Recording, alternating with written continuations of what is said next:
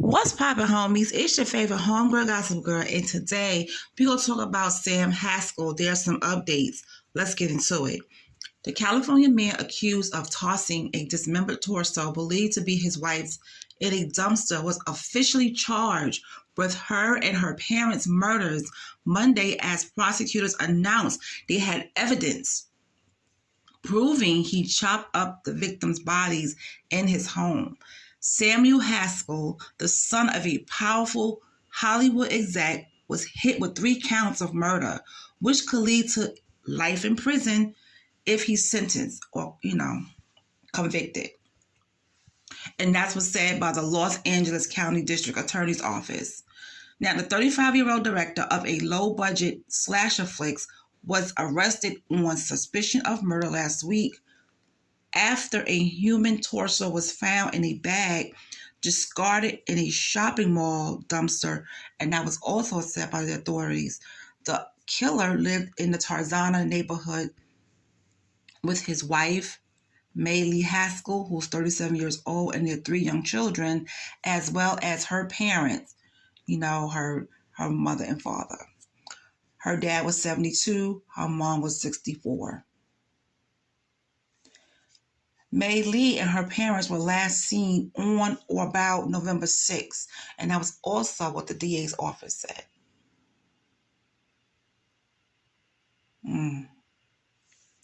Sam reportedly hired 4 day laborers to carry away heavy black plastic bags, trash bags, from his home.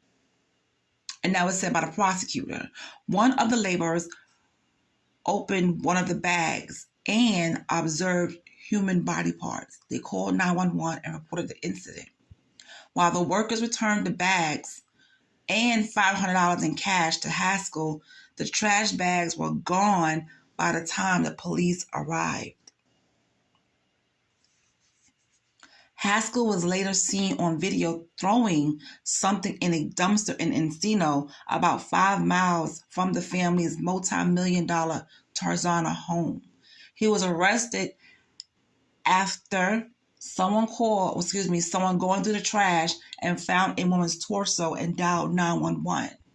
The body part is suspected to belong to Maylee, but the remains have not been yet positively ID'd. We suspect that the torso is the body of Maylee Haskell, Deputy District Attorney Beth Silverman said on Monday. No other bags containing body parts or remains have been recovered to date, but I don't need a body to charge for murder. There were items of evidence in the house that indicated he dismembered the bodies. Haskell is the son of Sam Haskell III, the former executive vice president and global head of the William Morris Agency, who represented numerous A-listers. The Emmy-winning producer retired from the agency in 2005 and is currently listed as the president of Magnolia Hill Productions. Now, neighbors of Haskell IV told the Post on Monday he was obsessed with samurai swords, guns, and martial arts. The accused murderer also made several low-budget slasher movies that often featured violent fight scenes and fetishizing Asian women. Haskell appeared in front of a Los Angeles judge on Monday with his arraignment pushed back to next month. He remains in jail without bail. So, he's a low-budget slasher film director, okay? And also, he loves he was obsessed with samurai swords, guns, and martial arts. And fight scenes in his movies and fetish-sized Asian women. This guy is just absolutely insane. For real. He's insane. But I had a feeling. I said, you know what? They found a torso. I said, once they get into that house, they're probably going to find evidence that he did something with her parents. And he did. he chopped them up. That's exactly what he did. And he's into all these slasher films and stuff like that. Oh yeah, his mind is gone. And what he did to his wife and her parents are just absolutely insane. It's crazy to me. I'm so glad that he didn't do anything to those children. Those children was in school. And I'm so glad that nothing happened to those children.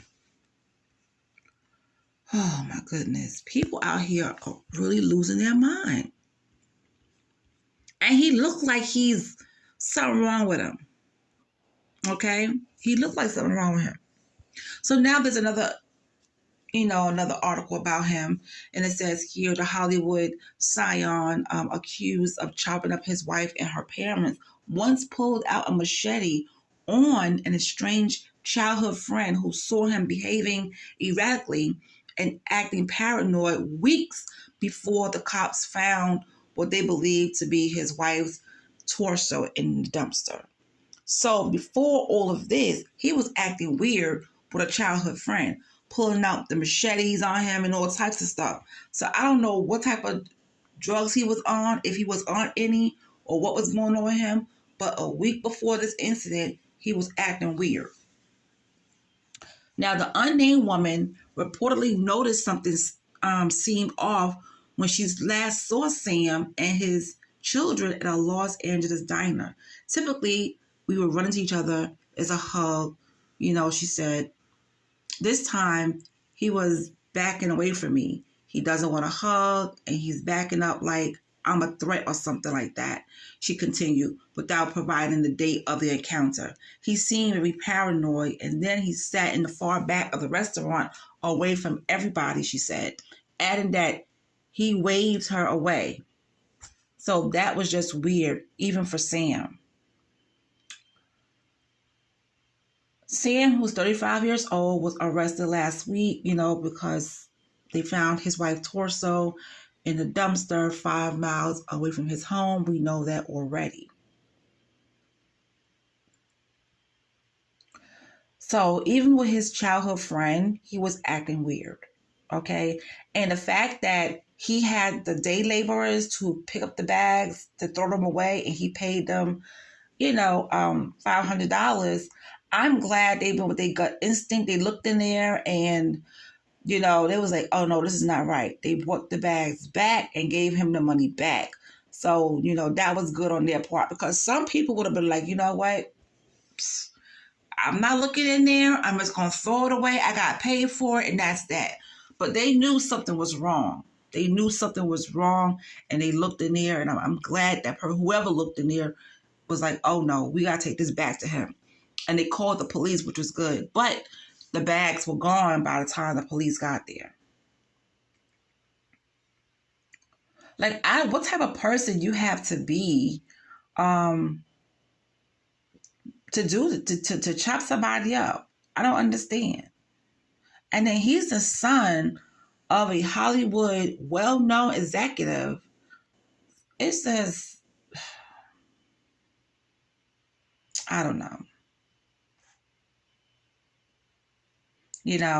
But his, anonymous childhood friend, she described him as attractive, intelligent, extremely socially awkward, and detailed how he once pulled out a knife on her and her brother after he was asked to stop calling her so much and showing up at her house uninvited when they were teenagers. My brother came out to be a brother, and my brother was way older. She said, Sam went into the trunk of his car and pulled out a machete, not just a pocket knife, a machete. My parents, worked it out with his parents, and he wasn't allowed to call me anymore after that. He got a little weird. Looking back now, he obviously liked knives or sharp things.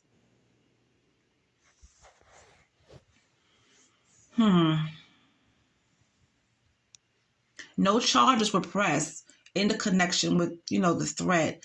And Sam left her alone until they, reconcile as adults after buying houses on the same street. If you just look at any of his TikTok videos, or if you heard him at all open his mouth and just say hi. You can tell he's weird, she said. But that's fine because, well, it didn't end up being fine, but at the time, prior to this, being weird didn't mean that you couldn't be nice and kind. People are, I've seen on social media saying, hopefully his parents don't get the kids. That is unfortunate because his parents are incredible, the childhood friend reportedly said. So basically, nobody wants Sam's family to get the kids. But where the kids are going to go, I'm pretty sure you can't blame the parents for their child's actions. He's a whole adult. He knew what he was doing. He knew what he did. And if his parents are going to give the kids a better life, fine. Just don't let the kids visit their father. But I understand. I'm split in two because I feel like the kids, if they go with his parents, they'll have a better life. But his parents are much older. So if the kids go into foster care, you don't know when the hell they're going to end up. And sometimes it'll work out for the best, and other times it doesn't. So it's like, I understand why people don't want the kids to go to his parents